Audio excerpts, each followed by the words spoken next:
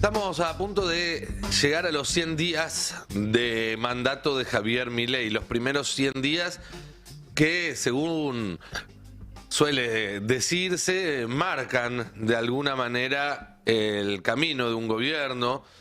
Los famosos 100 días que, según suele decirse, son la luna de miel de un gobierno. Son 100 días en los cuales goza esa administración entrante, por la novedad, de cierto margen de acción que no tendrá después, de cierta liviandad en la evaluación que no tendrá después. Pero la verdad es que en el caso de Milei pareciera que esa luna de miel no fue tal, y que llega a este hito, a sus primeros 100 días de gestión, con un balance francamente negativo. Es más, si uno toma en cuenta las métricas que evalúan opinión pública y lo compara con la situación de otros presidentes pasados los primeros 100 días, claramente ve que en todos los casos anteriores había un repunte después de ganar la elección, después de asumir. A esta altura de su presidencia, por ejemplo, Alberto Fernández, ingresando en la pandemia en las primeras semanas, gozaba de índices de aprobación del 70-80%. Mauricio Macri estaba muy cerca del 60% o en algunos casos por arriba. Y en el caso de Milei celebran que no bajó tanto. Pero más allá de lo que digan esas encuestas, que muchas veces no reflejan la realidad, está claro que esa tregua no existió. Que la pregunta ¿hasta cuándo va a durar la paciencia social con Milei? En realidad se iba contestando sola mientras se hacía, porque las muestras de que esa paciencia ya se acabó, se está acabando, son sobradas. Desde el paro del 24 de enero, masivo, multitudinario, hasta el fracaso del primer intento de tratar la ley ómnibus en la Cámara de Diputados, o la caída del DNU, su rechazo en el Senado, mejor dicho, para caer falta que sea rechazado también por la Cámara de Diputados, o los niveles extraordinarios de conflictividad social y laboral que hay, algo que quizás normalizamos, pero prácticamente todos los días hay algún paro o una medida de fuerza que afecta a algún servicio esencial: transporte, educación, salud, medios de comunicación, por no hablar de las fábricas, por no hablar de los conflictos en cada rama, por paritarias que son permanentes o prácticamente constantes. Es en definitiva un gobierno que fue votado, como fueron votados los anteriores, Alberto, Macri, para traer un poco de normalidad a la vida de los argentinos. Yo estoy convencido de que más allá de las disquisiciones ideológicas, el vector principal que mueve la preferencia electoral de los argentinos en la última década es la búsqueda de una vida más tranquila. Por eso, en 2015, a pesar de que los indicadores económicos daban muy pero muy bien, se votó a Macri, porque Macri prometía una economía igual o mejor que con Cristina, pero sin cadenas nacionales que te interrumpieran la novela de las 9, con menos inflación, que era algo que no te permitía saber exactamente para cuánto te iba a alcanzar el sueldo del mes siguiente, más allá que durante el gobierno de Cristina rara vez se perdió poder adquisitivo, porque querías comprar todos los dólares que pudieras. Eso significaba que tenías capacidad de ahorro para que te sobraran unos mangos a fin de mes para ir a comprar los dólares. Pero bueno, la gente dio por sentado aquello y votó para que no haya cadenas nacionales, para que baje la inflación, para poder comprar dólares. No funcionó. Y entonces votó Alberto Fernández, pensando que se podía normalizar la vida por el otro lado. Y tampoco funcionó. Hubo, es cierto, en el medio una pandemia, una guerra, cosas que no tuvo Macri. Hubo también una muy mala gestión política de cuál era el rumbo que tenía que seguir el país. Básicamente no se ponían de acuerdo los principales actores políticos de ese gobierno que tenían poder de veto mutuo. Y entonces fueron por el loco que gritaba en la televisión. Pero en el fondo lo que querían era que ese loco que gritara pusiera orden y ordenara un poco la vida.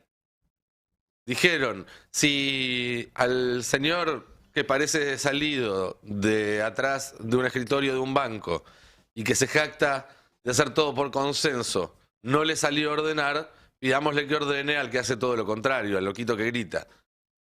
Pero la demanda de orden, entiendo yo, sigue siendo el vector principal presente en las elecciones electorales, valga la redundancia, de los argentinos.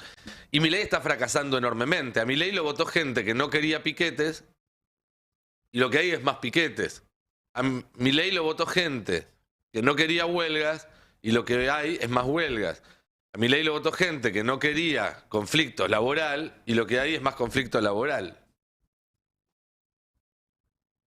Y ese creo que es el gran fracaso de Milei en estos primeros 100 días, no haber podido dar ni una sola señal de mejoría en ese sentido a la gente. La inflación no bajó, aunque te quieran hacer creer que bajó. Estábamos corriendo al 7-8% en noviembre, ahora estamos al 13%. La plata alcanza para menos. Hay que tener más laburos. O te quedas sin laburo. O tenés que salir una hora antes porque tenés que tomarte un solo colectivo, porque ya no te alcanza para tomarte dos. Y eso tiene un reflejo también en la política, en la superestructura, en el palacio. Llámenlo como quieran, porque los gobernadores, los intendentes, los sindicalistas, los empresarios, quienes tienen que tomar decisiones, toman nota de este estado de situación. Por algo, el Fondo Monetario Internacional le dice, si querés plata, primero demostrame que tenés algún tipo de sustento político y social para tu plan. No puedo darte plata si en 2 meses corro riesgo de que vos tengas que irte en helicóptero y venga alguien que me declare el default, cosa que en Argentina ya pasó. O lo mismo piden los que están pensando en poner inversiones, que obviamente no son inversiones industriales ni de desarrollo, no va a venir nadie a poner plata para hacer satélites, solamente para sacar el litio, el cobre, el petróleo, la plata. Pero ni siquiera para eso, porque ahí tenés que enterrar una cantidad importante de plata por muchos años. Y Milei, en cada acción que toma, en cada declaración que hace, grita corto plazo, corto plazo.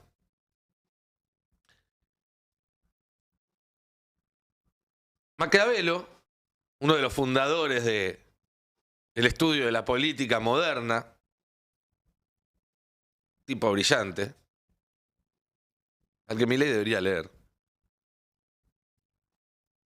decía, era probablemente su proposición más conocida, que un gobernante, que un príncipe, que un líder debe elegir entre ser amado y ser temido. Que lo ideal es las dos cosas, pero muchas veces es contradictorio. Que es preferible ser temido a ser amado, les estoy spoileando, si no lo leyeron. Pero que definitivamente lo que no puede un líder es resignar las dos cosas. Que no lo teman ni lo amen. Bueno, Milei evidentemente no busca el amor de la ciudadanía argentina. A lo mejor sí quiere que lo amen Elon Musk o los viejos meados de la escuela austríaca, pero no los argentinos. Y si quedó claro algo esta semana en el Senado con el rechazo del DNU es que tampoco le temen. Recordemos que habían pasado solo 2 semanas, 15 días, 14, 13 en realidad, porque uno menos, desde que Milei, por cadena nacional, amenazó al resto de la clase dirigencial argentina y dijo, o hacen las cosas como digo yo, o me firman esta ley que les vuelvo a mandar, o vamos a ir al choque, o vamos a confrontar, por consenso o por confrontación, decía Milei, solo que el consenso en realidad era una rendición incondicional. Y lo dijimos acá horas más tarde. El mensaje fue un viernes a la noche, el sábado de la mañana, acá en Palermo Mujer le dijimos, lo que está buscando Milei es ganar tiempo, porque ya sabe que los votos en el Senado están para voltearle el DNU. Con este llamado a un pacto de mayo está tratando de desarmar esa mayoría. Pues bueno, solo 2 semanas ganó, si es que ganó algo de tiempo respecto a esto. Y cuando a un líder no lo aman ni lo temen, es cuando empiezan a acecharlo los peligros de los cuales él está sumamente consciente, porque por algo apuntó todos los cañones contra su vice, contra Victoria Villarroel, mintiendo al decir que ella facilitó el rechazo del DNU cuando en realidad ella no tenía ninguna alternativa. No es optativo convocar una sesión cuando los números lo respaldan. Y si ella no lo hacía, no solamente se arriesgaba a una acción penal, cosa que para un político argentino siempre es un problema porque no sabes a qué juez puede caerle y sabemos que no son los tribunales más confiables del mundo, sino que también se arriesgaba a tener una causal para un juicio político. Y si algo está haciendo muy inteligentemente Victoria Villarroel en estos meses, es cuidarse de no pisar ese palito para que si llega el día en el cual el Congreso decide bajarle el pulgar a este gobierno, el único que caiga en la volteada sea Milei y ella pueda acceder, como establece la Constitución, por supuesto, a la primera magistratura. Si ella, en cambio, se manda las macanas que le piden desde la Casa Rosada, bueno, queda a tiro también de una destitución, lo cual obviamente va en contra de sus planes de poder, que los tiene y muy claros.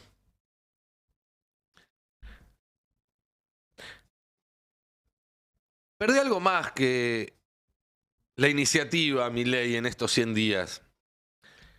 Perdió hasta el marco teórico, porque llegó a esta meta en el calendario con la lengua afuera, pidiendo a los formadores de precios que por favor no remarquen, haciendo lo contrario a todo lo que siempre predicó, negociando abiertamente dinero, partidas, a cambio de favores políticos y votos en el Senado, en la Cámara de Diputados, transando con la casta, para ponerlo en sus propios términos.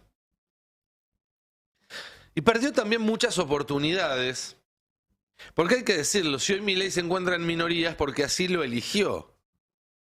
Si él hubiera querido, desde el primer momento, conformar, no te digo una mayoría inquebrantable, pero algo parecido, si él hubiera querido incorporar formalmente al PRO y a buena parte de los legisladores de la UCR que dejaron claro esta semana que prefieren acompañar a Milei, aunque los insulte, los mee y vaya en contra de todos los principios históricos de ese partido,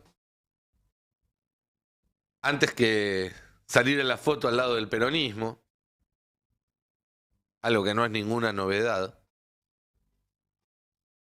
pero bueno, sigue dejando pasar chances de volver a ser un partido político y no ser solamente una agencia de colocaciones como los últimos 20 años. Lo cierto es que Milei podría haber conformado una mayoría similar a la que tuvo el gobierno de Alberto Fernández. Digamos, 10 votos menos que los necesarios para arrancar, pero que proyecto por proyecto podías conseguir a lo mejor el quórum y aprobarlos. Pero él eligió otra cosa, él eligió el camino de un cruzado, no de un líder de la democracia.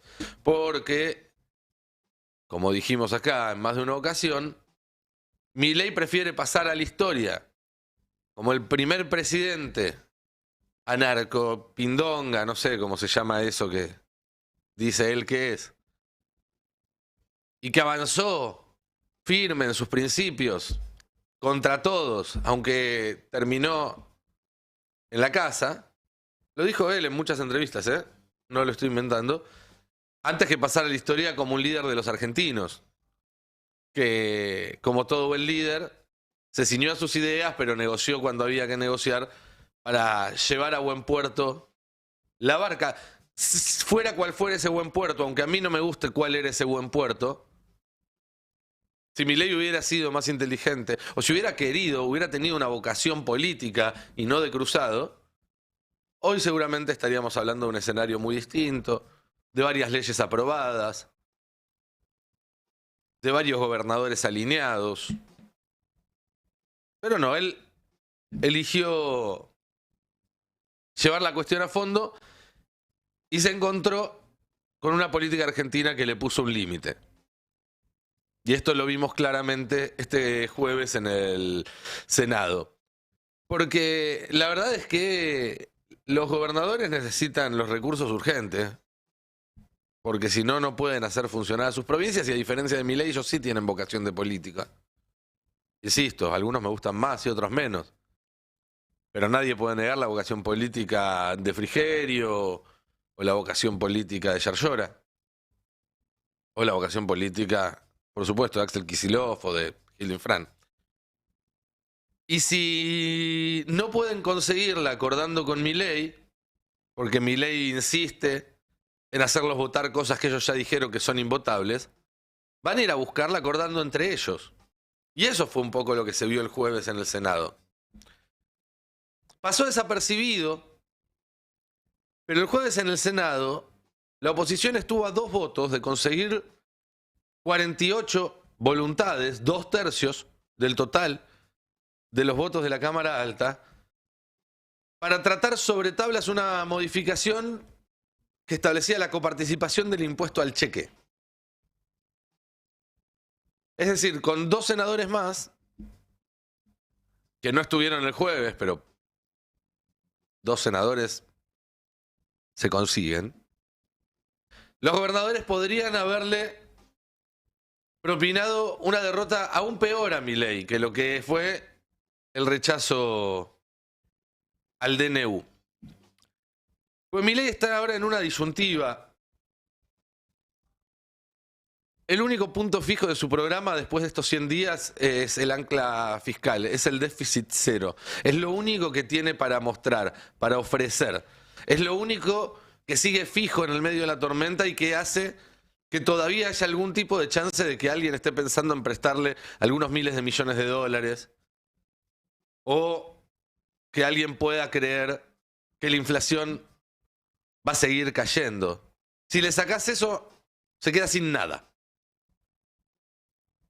El problema es que para tener déficit cero, Milei le metió la mano en el bolsillo a las provincias. Es decir, para que las cuentas del gobierno nacional den bien, para que den en positivo, lo que hizo fue dejar de transmitirle dinero a las provincias.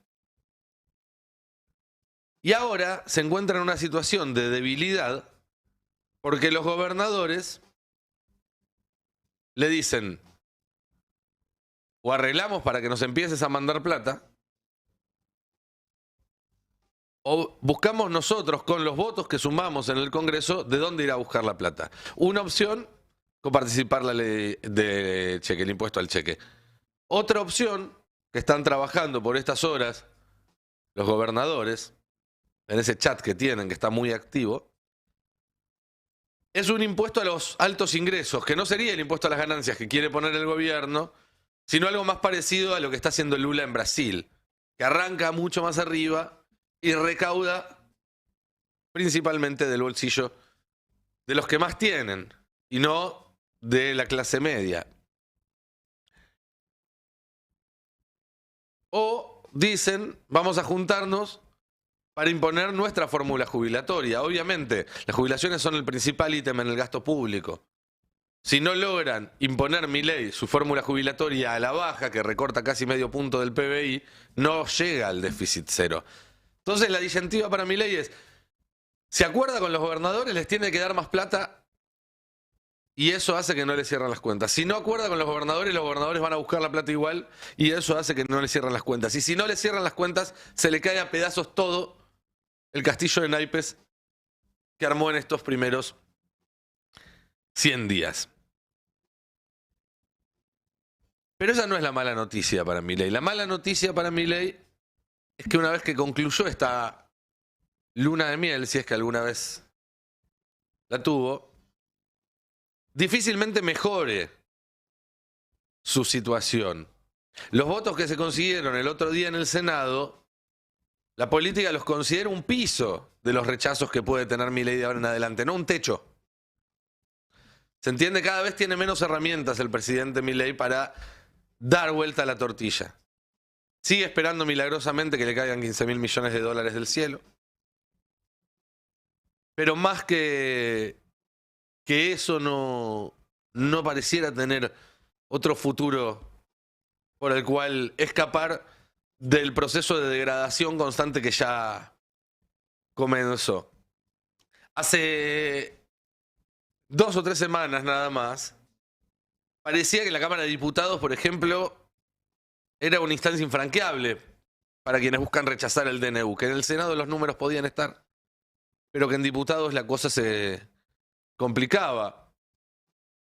Hoy ya no es tan así y de hecho están muy alarmados en el gobierno y empezaron con reuniones ayer mismo con diputados del radicalismo, del PRO, para tratar de blindar el decreto. El poroteo que hice yo, hubo varios ayer dando vueltas que difieren 2 o 3 votos, pero coinciden en la esencia del cálculo. Quiero mandarle un saludo y agradecer a Pablo, un amigo que me dio la base sobre la cual armé este poroteo, o lo armó él y yo en todo caso terminé de ajustarlo. Un laburo impresionante de una persona que entiende muy bien además el Congreso Nacional. Cuenta con 123 votos seguros o casi seguros para el rechazo. Digo casi porque las presiones son abundantes. Sabemos que el DNU tiene sponsors y los sponsors presionan.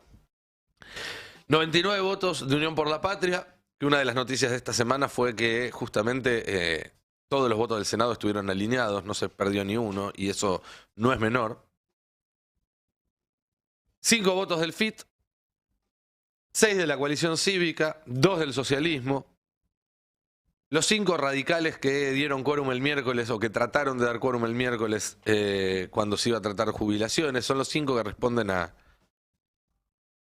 Manes. No cuento en este cálculo conservador los 6 que responden a Lustó, por ejemplo, aunque Lustó votó en contra, con lo cual se los podría contar, pero seamos conservadores, solo 5 radicales, 2 de Santa Cruz, uno de Neuquén, uno de Stolbizer, Natalia de la Sota y uno que responde al gobernador de Río Negro, de Tilnec. 123. A solamente 6 votos de voltear definitivamente el DNU. En contra están obviamente los 40 libertarios, los 37 del PRO, los 3 de Jaldo. Contemos en este grupo a los 2 de Frigerio por ahora. 29 radicales, pueden ser menos, pero hagamos un cálculo conservador. 2 sanjuaninos y una tucumana. Son 114 votos. Están a 15 de encontrar el número para bloquearlos. Y hay 20 en duda, que son los 4 que responden al gobierno de Misiones, los 3 que responden a Sáenz, al gobernador de Salta, Miguel Pichetto, Emilio Monzó, Nicolás Massot, Florencio Randazzo, 4 votos que responden al gobernador de Córdoba, Yarlora, Ricardo López Murphy, otro voto misionero, pero que está alineado con Pichetto, un voto de Nacho Torres, el gobernador de Chubut, y los 2 del bloque de Carolina Píparo. Así como están las cosas, yo, 9:30 de la mañana del sábado 16 de marzo, les digo, si el DNU llega a tratarse en la Cámara de Diputados, pierde. Sale el rechazo. La chance más importante que tiene el gobierno ahora es ponerlo en el freezer, que no se discuta nunca, que nunca se lleguen a juntar los 129 votos del quórum. Si hay quórum, si se trata, pierden. Pende de un hilo el decreto de Javier Milei y, por supuesto, lo dijo el propio gobierno, sin DNU no hay Pacto de Mayo, no hay ley de bases, y vuelve otra vez, por segunda vez en solamente 100 días, al primer casillero, como si fuera un juego de la oca muy, pero muy difícil.